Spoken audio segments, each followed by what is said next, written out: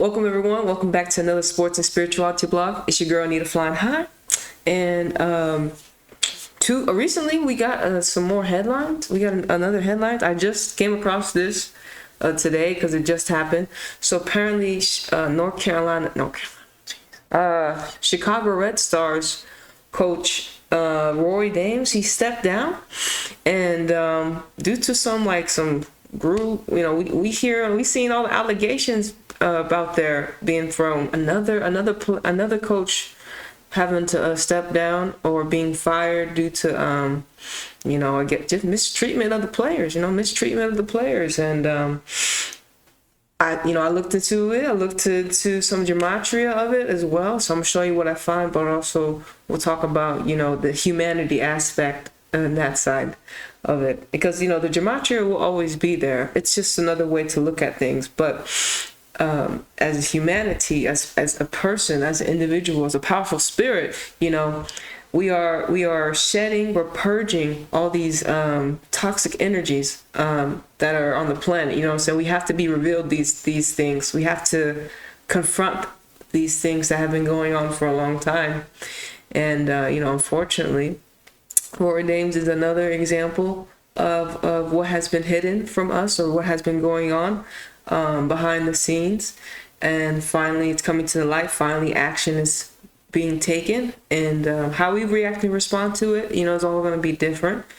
I'm very grateful for everyone that's continuing to speak out when it comes to their experiences with this manager. And we have to continue to be like, this is not acceptable in our humanity in general. You don't want to be, you ever had a narcissistic boss? You know what I'm saying? We've all dealt with bosses that are, like, that's not cool. That's not cool. You don't treat people like that. You don't treat people the way that tears them down. Like, why are you tearing people down why are you tearing people down? It's not how we do it, right? That's just not how it works. And the system has allowed this to continue to thrive. The system that we live in the matrix, has allowed this to continue to thrive. But again, we're shifting into new times, the times of you need to know thyself. You know what I mean? And all these energies that have been, once acceptable are no longer acceptable, thankfully. And so Rory Dames is another example. And I'm gonna get into the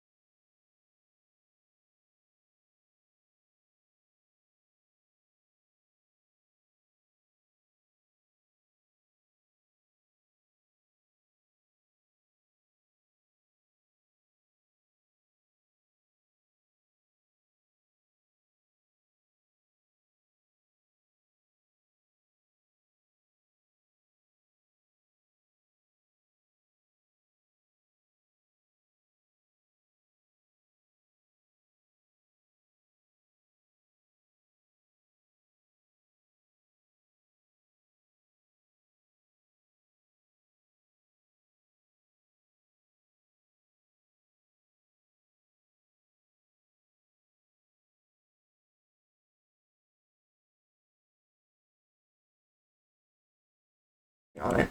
But yeah, I wanted to talk a little bit more about,